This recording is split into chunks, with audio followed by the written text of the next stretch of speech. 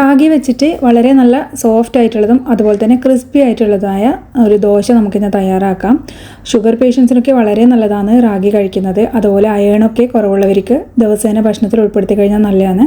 അതുപോലെ ഡയറ്റ് എടുക്കുന്നവർക്കും ഈ റാഗി വെച്ചിട്ടുള്ള റെസിപ്പീസൊക്കെ വളരെ നല്ലതാണ് കേട്ടോ. അപ്പോൾ ഈ ഒരു നല്ല ഹെൽത്തി ആയിട്ടുള്ള റെസിപ്പി എങ്ങനെയാണ് തയ്യാറാക്കിയെടുക്കുന്നത് നോക്കാം. ഇത് തലേന്ന് അരച്ച് വെച്ചിട്ട് പിറ്റേന്നാണ് കേട്ടോ. മാവ് പൊങ്ങിയതിന് ശേഷമാണ് ഞാൻ ഇത് ഉണ്ടാക്കുന്നത്. അതുപോലെ അരച്ച പാട് തന്നെ നിങ്ങൾക്ക് ചുട്ടെടുക്കുകയും ചെയ്യാം. രണ്ടും രണ്ട് ടേസ്റ്റാണ്. അപ്പോൾ ഇതെങ്ങനെ തയ്യാറാക്കുന്നത് നോക്കാം. ഒരു ബൗളിലേക്ക് നമുക്ക് റാഗി ഇട്ട് കൊടുക്കാം. മുഴുവനായിട്ടുള്ള റാഗി വെച്ചിട്ടാണ് ചെയ്യുന്നത്. അപ്പോൾ ഒരു 3/4 കപ്പ് റാഗി ഞാനിവിടെ എടുത്തിട്ടുണ്ട്. അപ്പോൾ ഇങ്ങനെ മുഴുവനായിട്ടുള്ള എടുക്കുമ്പോൾ നല്ല ടേസ്റ്റാണ്. പൊടി എടുക്കുന്നതിനേക്കാളും നല്ല ഒരു ടെക്സ്ചറൊക്കെ കറക്റ്റായിട്ട് കിട്ടുന്നത് ഇങ്ങനെ ചെയ്യുമ്പോഴാണ്. അതുപോലെ തന്നെ ഒരു അരക്കപ്പിനേക്കാളും താഴെ കുറച്ച് ഇഡ്ഡലി റൈസും ചേർക്കുന്നുണ്ട്. ഇഡ്ഡലി റൈസിന് പകരം പച്ചരി എടുക്കാം. അതുപോലെ 1/4 കപ്പ് ഉഴുന്നും ചേർക്കാം. സാധാരണ നമ്മൾ ഇഡ്ഡലി അരിയൊക്കെ വെച്ചിട്ട് നമ്മൾ ഇഡ്ഡലിയും ദോശയൊക്കെ ഉണ്ടാക്കുന്നില്ലേ, അതുപോലെ തന്നെ ചെയ്തെടുത്താൽ മതി. ഒരു 1/2 ടീസ്പൂൺ ഉലുവയും ചേർത്തിട്ട് നമ്മളിത് നല്ലപോലെ ഒന്ന് കഴുകിയെടുത്തതിന് ശേഷം ഒന്ന് കുതിർത്ത് വെക്കുന്നുണ്ട്. അപ്പോൾ ഇതുപോലെ റാഗി വെച്ചിട്ടുള്ള റെസിപ്പീസൊക്കെ ഉണ്ടാക്കുമ്പോൾ നല്ലപോലെ 3-4 പ്രാവശ്യം കഴുകിയെടുത്തതിന് ശേഷം മാത്രം കുതിർത്ത് വെക്കുക. പിന്നെ ഷുഗർ പേഷ്യൻസിനും അതുപോലെ ഡയറ്റ് എടുക്കുന്നവർക്കൊക്കെ ആണെങ്കിൽ ഇതിൽ അരി ചേർക്കേണ്ട ആവശ്യമില്ല. വെറും റാഗിയും അതുപോലെ ഉഴുന്നുപരിപ്പും ഉലുവയും മാത്രം മതിയാകും. അപ്പോൾ നമ്മൾ ഇത് ഒന്ന് മുങ്ങത്തക്ക വിധത്തിൽ തന്നെ വെള്ളം ഒഴിച്ച് വെച്ചിട്ടുണ്ട്. നമ്മളെ ഉഴുന്നൊക്കെ നല്ലപോലെ ഒന്ന് കുതിർന്ന് വരുമല്ലോ, അപ്പോൾ കുറച്ചധികം വെള്ളം ആവശ്യമായിട്ട് വരും.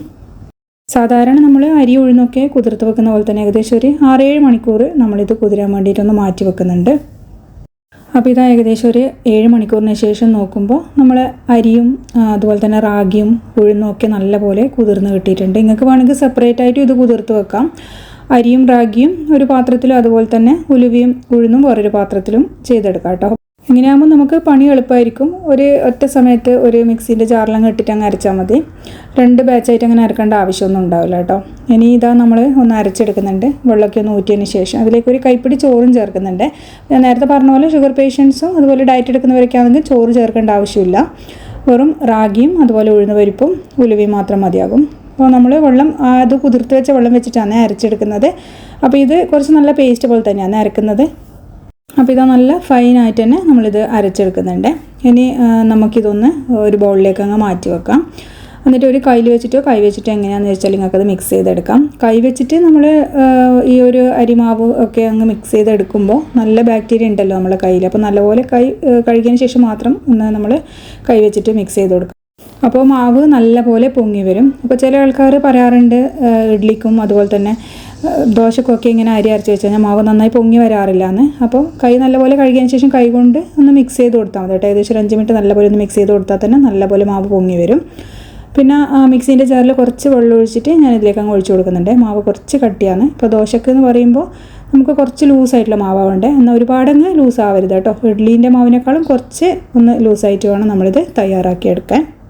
അപ്പോൾ ഉലുവയൊക്കെ ചേർത്ത് അരയ്ക്കുന്നതുകൊണ്ട് തന്നെ വളരെ നല്ലതാണ്. ഷുഗർ ഉള്ളവർക്കൊക്കെ വളരെ നല്ലതാണ്. ഇത് റാഗിയൊക്കെ ചേരുമ്പോൾ നല്ല ഹെൽത്തിന് വളരെ നല്ലത് തന്നെയാണ്.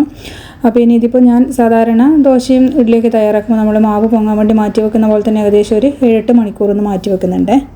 അപ്പോൾ ഇത് രാവിലെ ഞാൻ നോക്കുമ്പോൾ മാവ് നല്ലപോലെ പൊങ്ങി വന്നിട്ടുണ്ട്. 8 മണിക്കൂർ തന്നെ കഴിഞ്ഞിട്ടുണ്ട് കേട്ടോ. ഞാൻ തുറന്ന് നോക്കുമ്പോൾ നല്ലപോലെ പൊങ്ങി മുടിക്കൊക്കെ ആയിട്ടുണ്ട്. ഇനി ഇത് നമുക്ക് ഉപ്പ് നമ്മൾ ചേർക്കാണ്ടാണ് ഇത് അരച്ചത്. അപ്പോൾ ഈ ഒരു സമയത്താണ് ഞാൻ ഉപ്പ് ചേർക്കുന്നത്. അപ്പോൾ നല്ല ചൂടുള്ള കാലാവസ്ഥയിലൊക്കെ ആണെങ്കിൽ തലേന്ന് ഉപ്പ് ചേർത്ത് മാവ് പിറ്റേന്നത്തേക്ക് പൊങ്ങി വരുമ്പോൾ വല്ലാത്തൊരു ടേസ്റ്റും അതുപോലെ തന്നെ ഒരു വല്ലാത്തൊരു സ്മെല്ലൊക്കെ ഉണ്ടാവും. അതുകൊണ്ട് പ്രത്യേകിച്ച് ചൂടുള്ള കാലാവസ്ഥയിൽ ഞാൻ പിറ്റേന്നാണ് ഉപ്പ് ചേർക്കാറ്. അത് ചേർത്തിട്ട് നമുക്ക് ഒന്ന് മിക്സ് ചെയ്ത് കൊടുക്കാം. ഒന്ന് മിക്സ് ചെയ്തതിന് ശേഷം നമുക്കിതിന് വേണ്ടിയിട്ടുള്ള കറിയൊക്കെ തയ്യാറാക്കിയിട്ട് ഏകദേശം ഒരു 10-20 മിനിറ്റ് മാറ്റി വെച്ച് കഴിഞ്ഞാൽ വീണ്ടും മാവ് നല്ലപോലെ പൊങ്ങുകയും ചെയ്യും. അതുപോലെ തന്നെ ഉണ്ടാക്കുന്ന ദോശ ഇഡ്ഡലിയൊക്കെ നല്ല സോഫ്റ്റായി കിട്ടുകയും ചെയ്യും. അപ്പോൾ ടൈം ഉണ്ടെങ്കിൽ ഒരു 20 മിനിറ്റ് ഒന്ന് മാറ്റി വെച്ചാൽ നല്ലതാണ്. അപ്പോൾ ഞാൻ ഈ ഒരു സമയത്ത് തന്നെ ഒന്ന് തയ്യാറാക്കി എടുക്കുന്നുണ്ട്. അപ്പോൾ നിങ്ങൾക്കിത് ഏത് കറി വേണമെങ്കിലും നമുക്ക് ദോശേൻ്റെ ഇഡ്ഡലിൻ്റെയും കൂടെയൊക്കെ കഴിക്കുന്ന കറി ഉണ്ടല്ലോ, ചട്നി ആയാലും ഏത് കറിയും നമുക്കിതിന് യൂസ് ചെയ്യാൻ പറ്റും. നല്ല ടേസ്റ്റാണ് കഴിക്കാൻ വേണ്ടിയിട്ട്. അപ്പോൾ നമ്മളിതിൽ അരിയൊക്കെ ചേർക്കുന്നതുകൊണ്ട് ഇതിന് പ്രത്യേകിച്ച് അങ്ങനെ ആ ഒരു റാഗീൻ്റെ ടേസ്റ്റൊന്നും വരില്ല കേട്ടോ. വെറും റാഗി മാത്രം എടുക്കുന്നതാണെങ്കിൽ കുറച്ച് ആ ഒരു ടേസ്റ്റിന് വ്യത്യാസം ഉണ്ടാകും. അപ്പോൾ ഞാനിത് അയണിൻ്റെ ദോശക്കല്ലിലാണ് ഞാൻ ചുട്ടെടുക്കുന്നത്. അപ്പോൾ നമുക്കതിലേക്ക് എണ്ണ ഒന്ന് ആക്കി കൊടുക്കാം. അപ്പോൾ ഈ ഒരു റാഗിക്കൊക്കെ നമ്മൾ സാധാരണ വെളിച്ചെണ്ണയ്ക്ക് പകരം നമ്മളെ പശു നെയ്യ് ഉണ്ടല്ലോ അത് ചേർക്കുന്നതായിരിക്കും കേട്ടോ നല്ലത്. റാഗി യൂസ് ചെയ്യുമ്പോൾ അതിൽ നെയ്യ് ചേർത്ത് കഴിഞ്ഞാൽ നല്ല ഹെൽത്തിന് നല്ലതാണ്.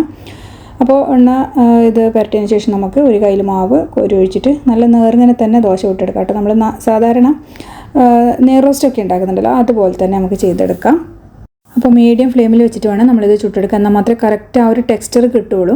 അപ്പോൾ ഇതിൻ്റെ മേലെ ആ റാഗീൻ്റെ ആ ഒരു ഇതിൻ്റെ കണ്ടില്ലേ നിങ്ങളൊരു വെള്ള കളർ ഉണ്ടാവും. വേണമെങ്കിൽ നിങ്ങൾക്കത് മൂടി വെച്ചിട്ടൊന്ന് കുക്ക് ചെയ്തെടുക്കാം. അപ്പോൾ ഞാനിതിലേക്ക് മേലെ കുറച്ച് പശുനെയ്യ് ആക്കുന്നുണ്ട്. അപ്പോൾ മൂടി വെച്ചിട്ട് കുക്ക് ചെയ്യുന്നില്ലെങ്കിൽ ഒന്ന് തിരിച്ചിട്ടാൽ മതി, അല്ലെങ്കിൽ ആ ഒരു വെള്ള പാർട്ട് ഇങ്ങനെ മേലെ ഇങ്ങനെ കിടക്കാൻ സാധ്യതയുണ്ട്. അപ്പോൾ അതുകൊണ്ട് നമുക്കിത് നല്ലപോലെ ഒന്ന് ക്രിസ്പി ആയതിന് ശേഷം അതൊന്ന് തിരിച്ചിട്ടിട്ട് ആ ഈ ഒരു സൈഡും കൂടി ഒന്ന് വേവിച്ചെടുക്കുന്നുണ്ട്. അപ്പോൾ റാഗി വെച്ചിട്ട് നമുക്ക് പല റെസിപ്പീസും ഇന്ന് ട്രൈ ചെയ്യാൻ പറ്റും.